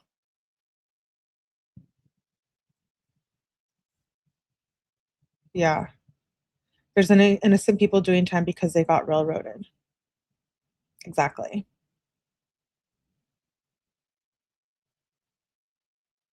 Mhm. I don't know. We'll see, and there's a high possibility and a chance, most likely, that it could be denied, and that's fine, but at least it got reviewed through the appropriate process, and we'll see. And if that's a risk that I don't know that they can come back and give her a different sentence. I don't know what that would look like, but we are gonna have a professional legal guest on Tuesday. So if there's serious questions you want answered, you can drop them in the comments. The innocent people need to speak out. Meaning who? But none in the spotlight like her case. She said on here she wouldn't read them, but they're everywhere, and I'm sure they have come across them as they see people's content, and now, they're gonna be incorporated, they're, gonna be used exculpatory evidence. So I would suggest, yeah, read them. And I read those text messages thinking that Kenzie was a cold-blooded murderer, um, because of her texts and the calls, and I don't know that I feel the same anymore, and we've already had this discussion, we've already gone through this a million times. Um, but there's that. So, we left off on part 1, volume. I don't know that I would love to have Kalina back on, she's great, and I think it was fun reading the transcripts with her. I read them all. I'm like the OG text message reader. Let's not lie. I read those shits text by text twice. We even started a third time and I stopped because the documentary came out, but we're gonna get back into them this weekend. I will never be done talking about the MACKENZIE SHIRILLA case. Usually poor unknown people so they can keep up with conviction rates. Prisons are a multi-billion-dollar business. And I listened twice. Exactly, saying you are long before anyone else did. And that doesn't mean that I'm better or anything. What I mean is just that I've been deep into this for a long time. And I have been on one side and now I see the other side. And I think we should all keep that in mind when we cover all of these true crime cases, right? That there's always more. And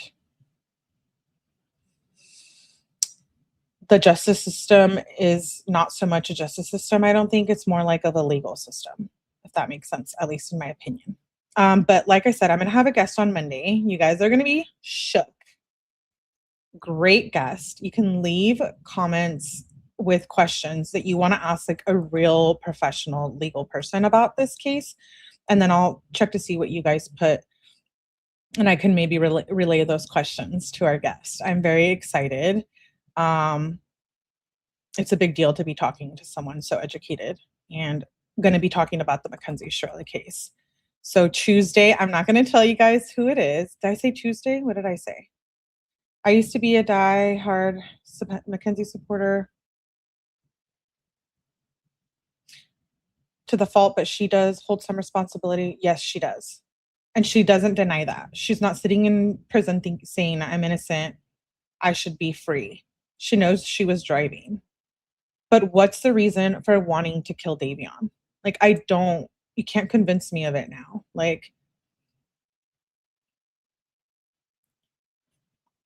they were shitty, they were toxic. She was wild, and I was too. And that doesn't mean that I'm gonna be a schmurder one day. Um, I was probably worse than Kenzie, to be honest. I was a toxic little high schooler running around, smoking weed, sneaking out, going to football games, driving with people I wasn't supposed to be driving with. Could she get a harsher sentence with a new trial? No. So on Kalina's channel, we actually did a live with Stephanie Esquire, and Stephanie Esquire is a criminal defense attorney in New York. She said that no, but we can ask my guess on Tuesday. I will ask that question. Let me actually screenshot that. Calissa Katz, because that would be great. You guys will love the new guest. I don't even think you guys can expect who my guest is going to be. It's probably gonna, yeah. I'm so excited. I'm blessed to have this opportunity. I used to black out when my blood pressure gets too high. Thanks. Okay, thanks, Lindsay Bay, for being here. How can we ask questions we don't know who the guest is? Just think of it as someone big in true crime that has a legal background. That should be, if it's an attorney, I'm happy. Yes, they do have a channel, a very big one, very big platform. So we left off on a recess where let me go back and look so I know where we left off. I'm going to continue the transcript readings either alone or with a guest, most likely alone because I don't know what Kalina's schedule looks like, but I'll always ask her. Officer Galassi was on the stand and they took a recess, and that's where we left off. So I will continue the Kenzie transcripts tomorrow. Usually, Bruce Rivers. Oh, don't you just love Bruce Rivers? Yeah, it's Bo Lady. Yeah, it is. It's Bo Lady from Lindsay Clancy. Speaking of, right after this live, we're gonna Lawyer You Know. I do actually love Lawyer You Know. You know, I was a sub to Lawyer You Know when he had like baby amounts of followers. I always go in there in his chat. Well, not always, but sometimes I'll go in there and drop a chat and be like, I was here when you had like 78K subs, and he's big now. He's big. Shout out to Lawyer You Know. Love Peter. Love, love, love. I would love to have him on too. I'm sure I could probably pull that off. Does she have long blonde hair and know a lot about Karen Reed? No. Mm-mm. Mm-mm. You'll see. You'll just have to wait and see. Tuesday. That's the 18th, I believe. Yes. August 18th. Should be earlier in the day. Of course, I will schedule it way ahead of time. Okay, I was just making sure. Is it Plunder? Plunder. We love Plunder. Paula is a great friend. Y'all know how I feel about Plunder. I'll be here. Yes, I hope you guys are. Because it's a big deal. But anyways, we're gonna move on to Lindsay Clancy after this live. And then we'll jump over there and we'll continue Kenzie transcript reading tomorrow. And I have more documents like the one I went over tonight. I like finding the discrepancies between all of these documents, which is what that last document was. I think it's important to like see the documents that are being used in this case and compare them. So I hope that provides a little more information to you guys if you're on the fence about what you think. At the end of the day, RIP Dom and Davion. That doesn't ever change. And I wish things would have been different, but unfortunately I can't control that. And just remember, this is our first time here on Earth, and just keep that in mind. So please make sure you guys tap the like button. I will schedule Lindsay Clancy here shortly. It might be a buzzball type of night. So let me figure that out and I will be back with you guys.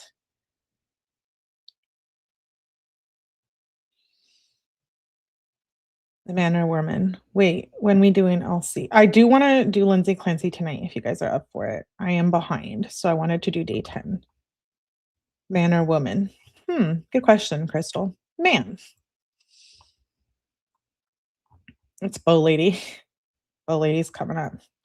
Just kidding. Jip Drop. That's a good guess too, I'm saying. It really is. But regardless of if you guessed it or not, I will not tell. It's a surprise. It's a surprise. Anyways, I'm down to clown. Okay, well, I'll see you guys on the next live. Thank you for being here. RIP Diamond Davion and Mackenzie Shirley deserves a new trial. Bye.